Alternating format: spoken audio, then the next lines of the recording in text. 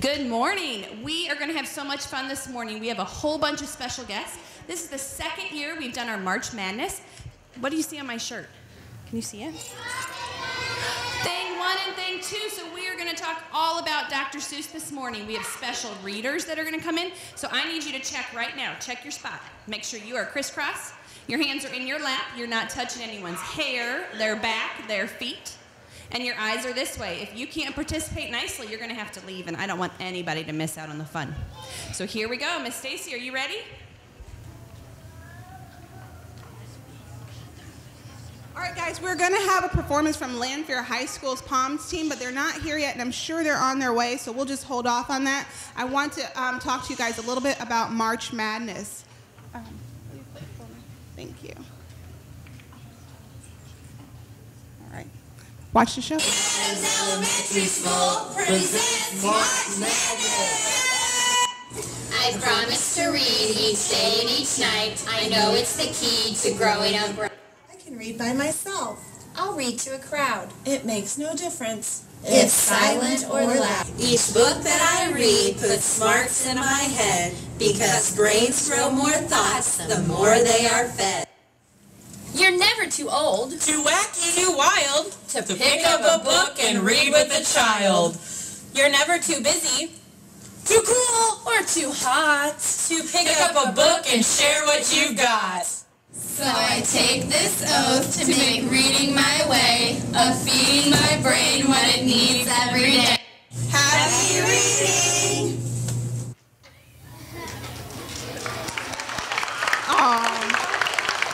Aren't our teachers awesome? They are awesome. They actually helped out with that. You guys, last year we had March Madness. You guys remember doing that? Our first, second, third, fourth? Yeah. And last year we had a goal for each class, and you competed against each other, and that was great. But this year it's going to be a little bit different. You guys made a goal with your teacher. Raise your hand if you know what your class reading goal is. Yeah, some classes are going to read 8,000 minutes. Some classes are going to read 7,000 minutes. Some classes are going to read 10,000 minutes. Yeah. And every class has a chance to win. So if your class makes their goal, you guys are going to get a special prize. Yeah, so that means that everybody has to read every day. Eyes on me, please. Thank you. So everybody has to read every day, and we're really excited that you guys are going to read. We want to encourage you. We want to inspire you. We want you guys to love reading just as much as we do, okay? So also, you guys are going to get a reading log. It looks just like the one right there on the screen. You're going to get a March Madness reading log. You're going to take it home. You have to put the date for the book you read, the name of the book you read, because you're going to read different books every day unless you're like fifth graders or you're reading like big chapter books. You're going to put how many minutes you read, and then you have to get a parent or guardian, your grandma, maybe like your aunt, to sign it, okay? Now, last year I had some people, they tried to sign for like their mom or somebody. You can't trick me, so I know if it's your handwriting. So get a grown-up to sign it, because if a grown-up doesn't sign it, then I can't count it, right? Yeah. And outside, when you come to school, on the front hallway, you'll see there's windows and there are pictures with your teacher's name on it and your class and a basketball hoop. So every day, however many minutes your class reads, I'm going to put a basketball on there for the number of minutes that you guys have read. Is that awesome? Yeah. So you want to see lots of basketballs with lots of minutes on it, all right? Also, we have a school goal, and our school goal last year was 125,000 minutes. That's a lot of minutes. Yeah. This year, we increased it by 5,000 minutes. So I need a fifth grader who can do the math. What's 125 plus 5? Alexis. 130,000 minutes. Can we do that? Can we do that? All right, very good. Go ahead. These are your prizes. Listen up.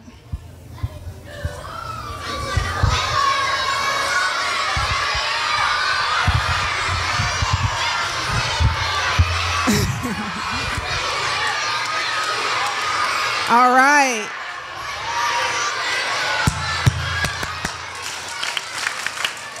So, if your class makes their goal, you guys will win root beer floats from Sonic. Yeah.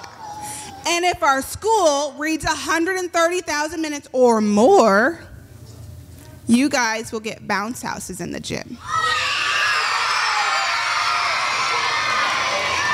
So that means that everybody has to read. You have to read. You have to read. Everybody has to read. I think I see my friends here from Lanphier.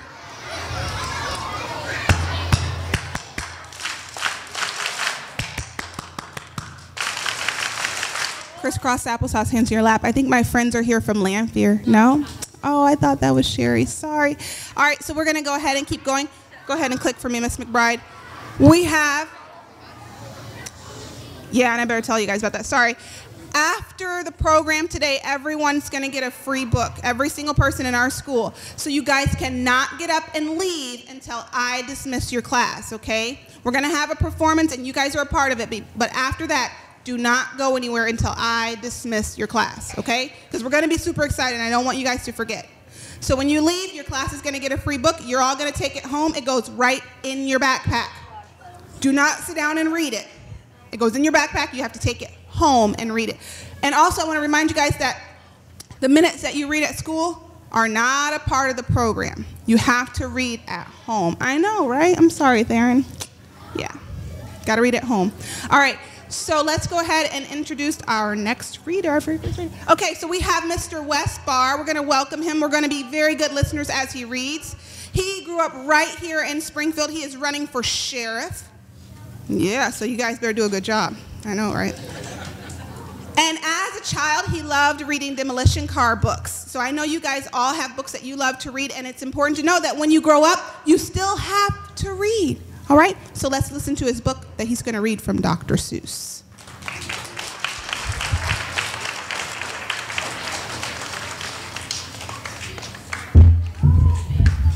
Well, good morning. It's an exciting day, isn't it? Who all likes reading? Oh, outstanding.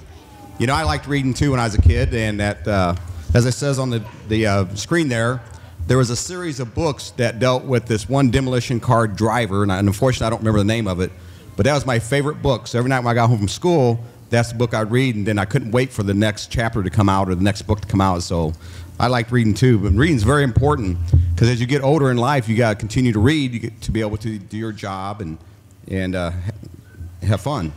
So we're going to read a book. It's by Dr. Seuss, and it's Oh, the Things You Can Think. Has anybody read this book yet? No? Okay.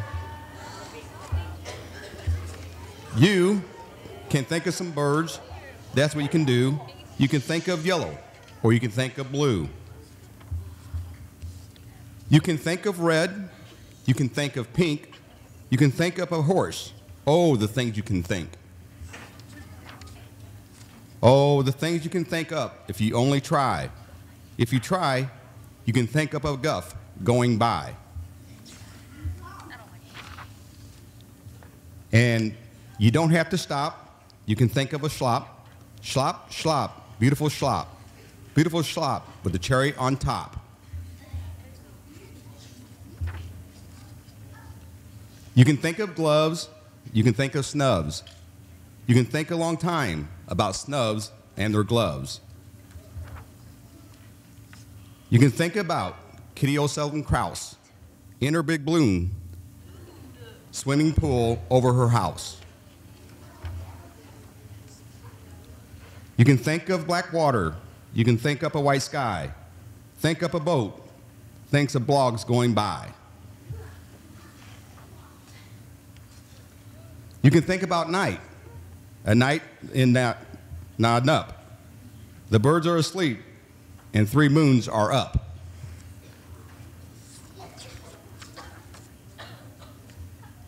You can think about day, a day in Dodake.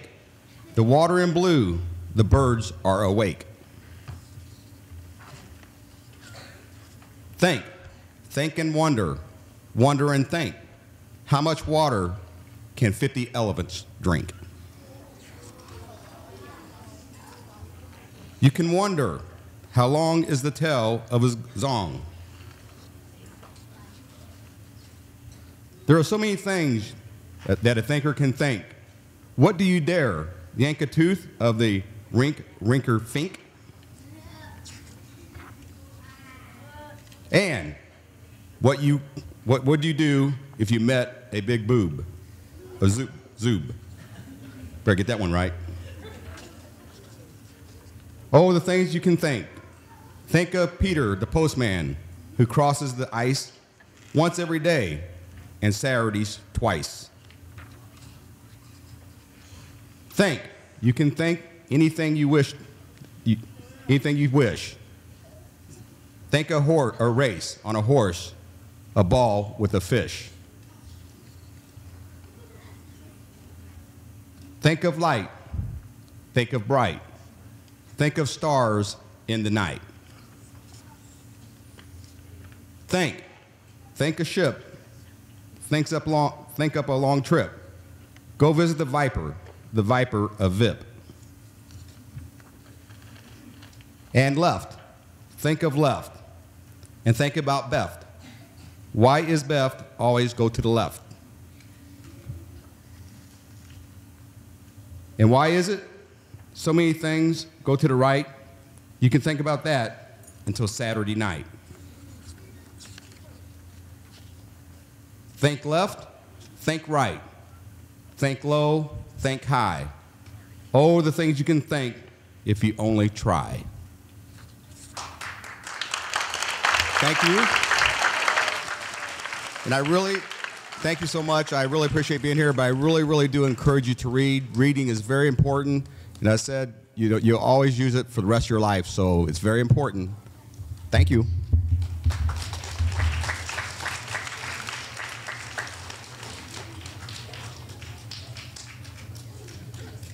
All right, let's give him a huge round of applause for being our reader today.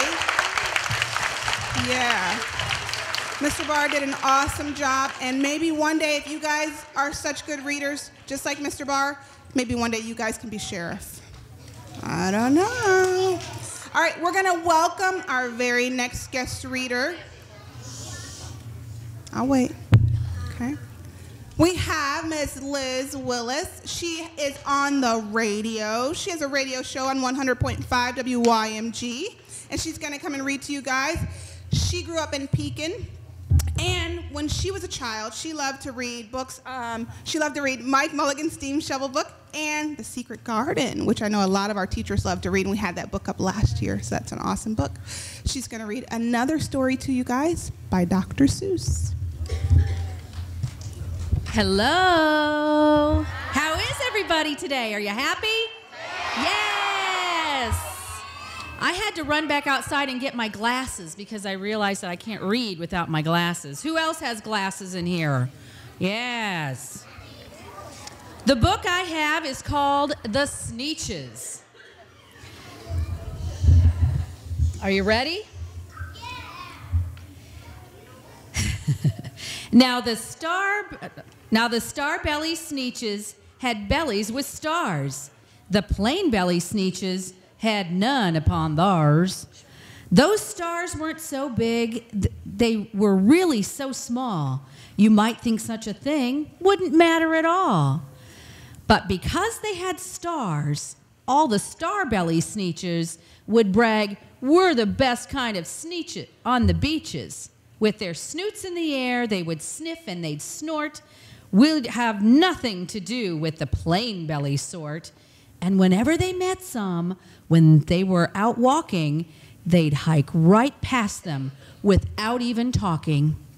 When the star-bellied children went out to play ball, could a plain belly get in the game?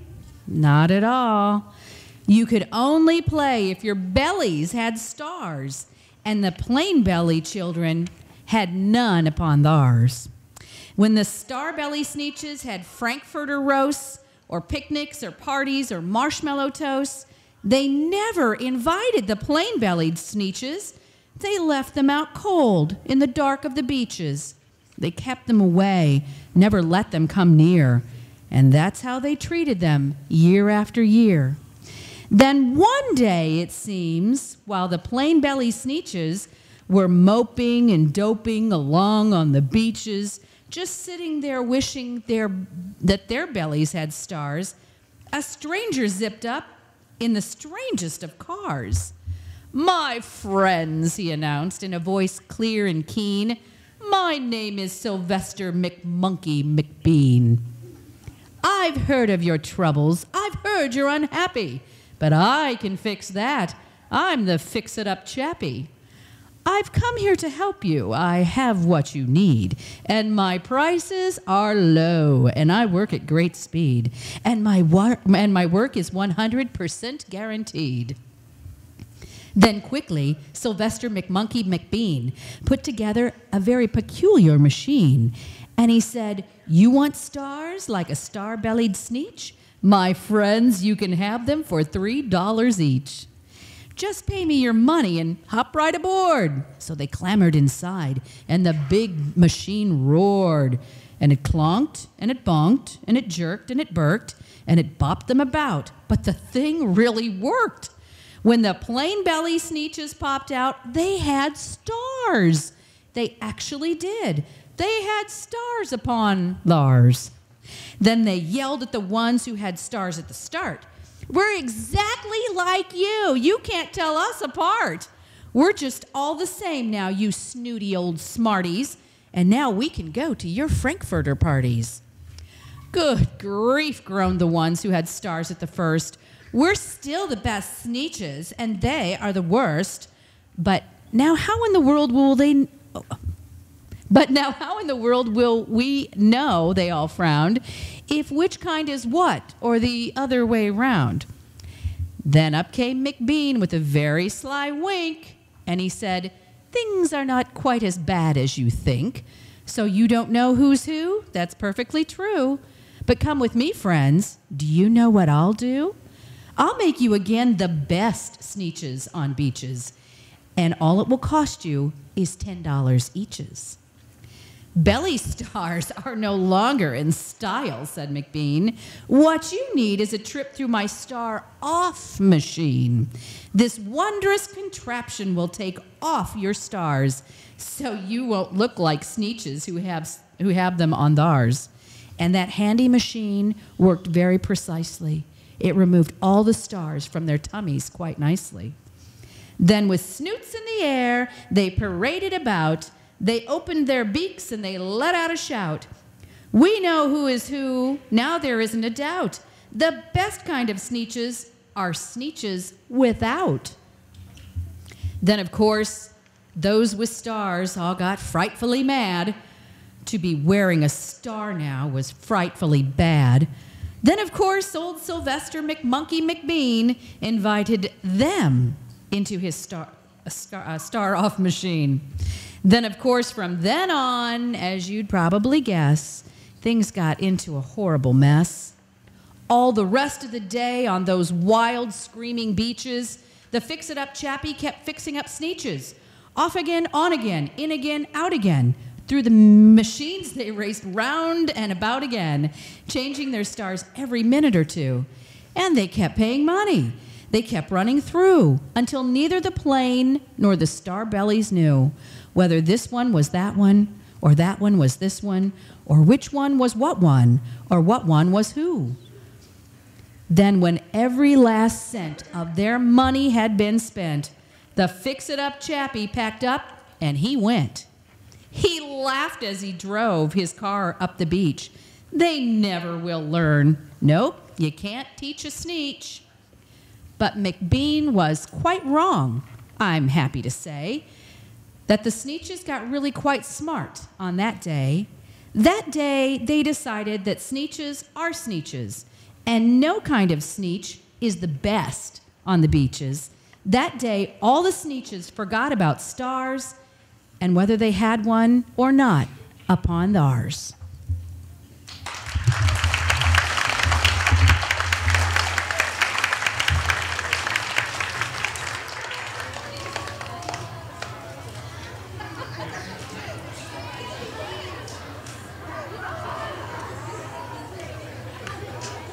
All right, guys, that book had a really great message. It had a main idea. And maybe you can talk to your teacher about the main idea of that book later on when you go back to class. But Miss Willis and I were saying that we don't have stars, and even if we did, we could still be friends. It doesn't even matter, right?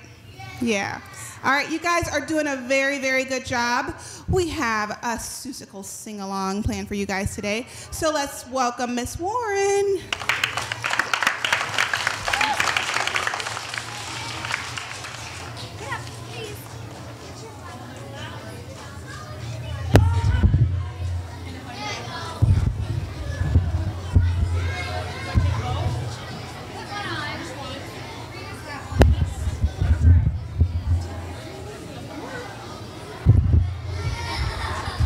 Okay. Shh. We worked very hard to learn a lot of words to a lot of songs, right? Do you speak or sing while the teachers are talking up here? No. What's your job? What? Singing, right? Okay. We have flowers. Miss Weiss, Miss Brinkley, Miss Miller. There are flowers. Don't pick me. Oh, I bet you that Miss. Oh, I don't know what you are. Aw, she's something. So Miss Freer's in this. So hang on. Okay, all right. So if Mr. Bob will come set up all of our scenery. We'll be about ready, and your teachers will do lots of acting for you. Mrs. Marcy, art teacher extraordinaire, is our narrator.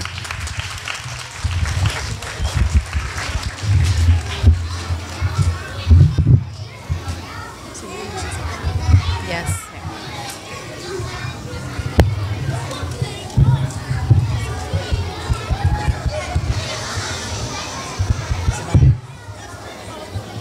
Test it.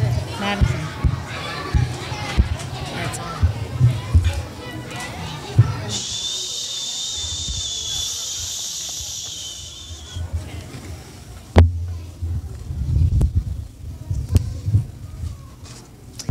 It's great to learn something new and exciting.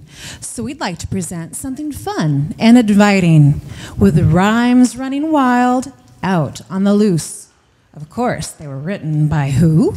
Dr. Seuss.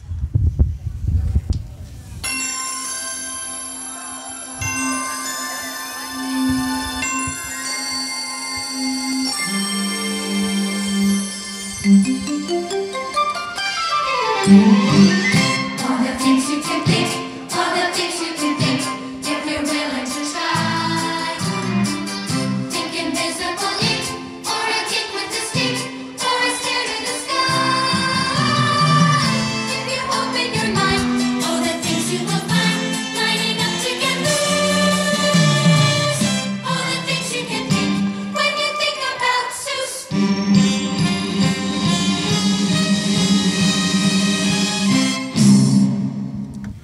We'll take a few stories and cook up a stew. Which Dr. Seuss story would you like to do? If I ran the zoo. Or Sola Saloo. How about Horton, who heard the small who? Horton hears a who. It's a great idea. Hooray! On the 11th of May, in the jungle of Newell, in the heat of the day, in the cool of the pool, he was splashing. Splash. Enjoying the jungle's great joys, when Horton the elephant heard a small noise. So Horton stopped splashing. He looked toward the sound. That's funny, thought Horton. There's no one around. Then he heard it again, just a very faint yelp, as if some tiny person were calling for help. I'll help you, said Horton. But who are you and where? He looked and he looked. He could see nothing there but a small speck of dust blowing past through the air. I say, how confusing.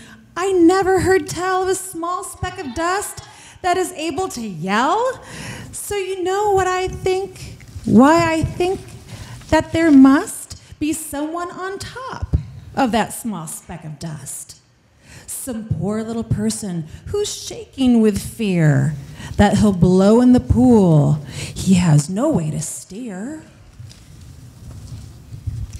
He's alone in the universe. And Horton the elephant said, We'll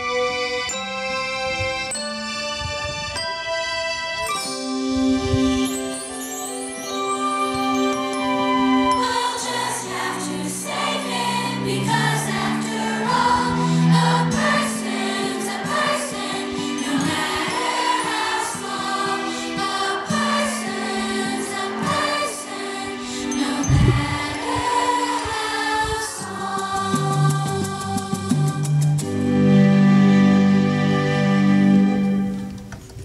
so gently and using the greatest of care, the elephant stretched his great trunk in the air, and he lifted the dust speck and carried it over and placed it down safe on a very soft clover.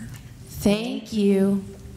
I won't let you down. No, I won't let you fall.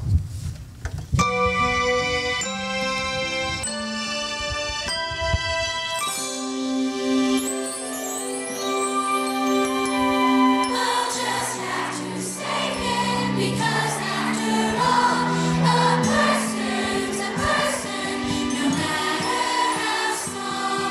A person's a person, no matter how small.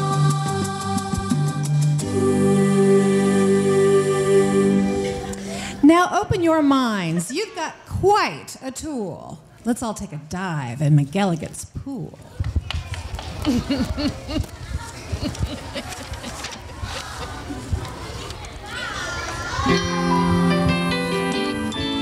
This might be a pool like I've read of in books, connected to one of those underground brooks, an underground river that starts here and flows right under the bathtub, and then who knows? It's possible.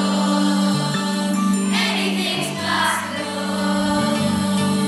It might go along down where no one can see, right under State Highway 203, right under the wagons, right under the toes of Mrs. Rosa, who's hanging out clothes. It's possible. Anything's possible. This might be a river now, mightn't it be? Connecting McElligot's pool with the sea. Then maybe some fish might be swimming toward me.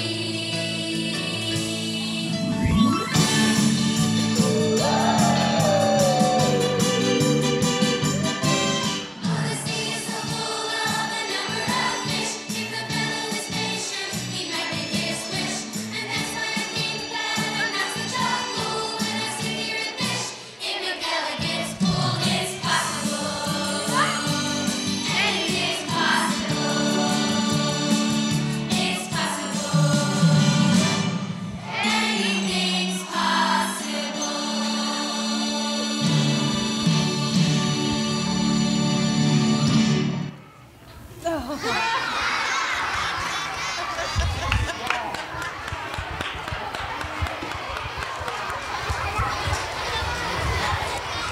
What have we learned so far from Dr. Seuss? A person's a person, no matter how small. Anything's possible. I hate green eggs and ham. How did you learn that? We haven't had green eggs and ham. Let's have them now. Let's have them now. Yuck.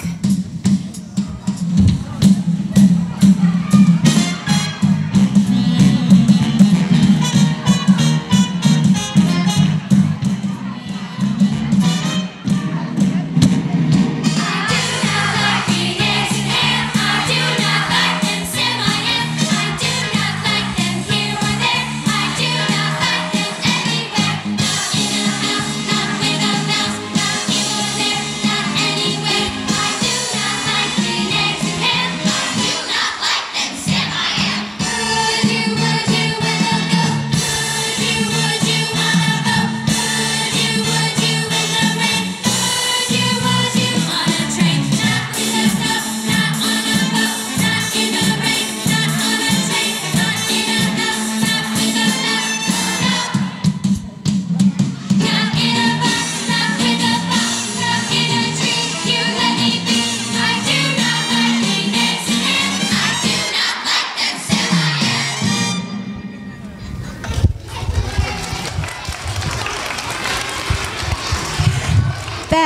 Was a wonderful story, I say, but that's all the time we have for today.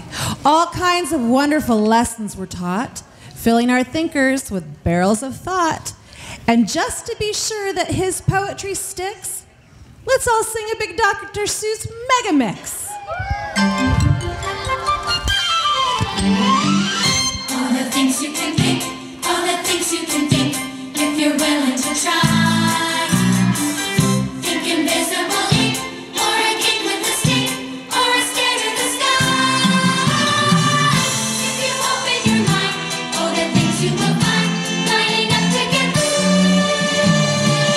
All the things you can think, when you think about Seuss. I'll just have to save him, because after all, a person's a person, no matter how small. A person's a person, no matter how small.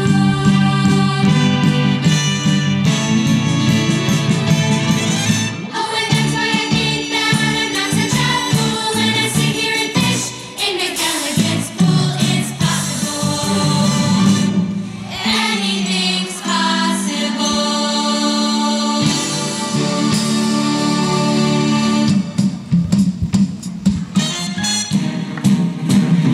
I do not like green eggs and ham. I do not like them Sam I am. I do not like them here or there. I do not like them anywhere. Not in a house, not in a mouse, not here or there, not anywhere. I do not like green eggs and ham. I do not like them Sam I am. Sue. Sue. Sue. I do not like green eggs and ham.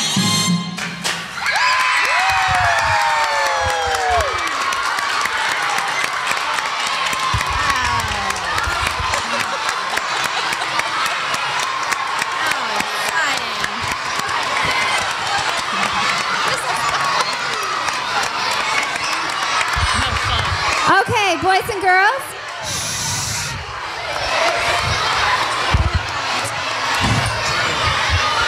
Boys and girls. I don't think talking is the way that we should show our appreciation for your teachers that did such a good job. Let's just say, on the count of 3, we're going to say thank you. 1, 2, 3. Boys and girls, I need you on your bottoms and being very quiet. Shh. Mrs. Stacy, who put this whole thing together for you guys, has more announcements for you, so we need to be very good listeners. Put your streamers in your lap if you have one. Sit on your bottom, please, and listen to Mrs. Stacy.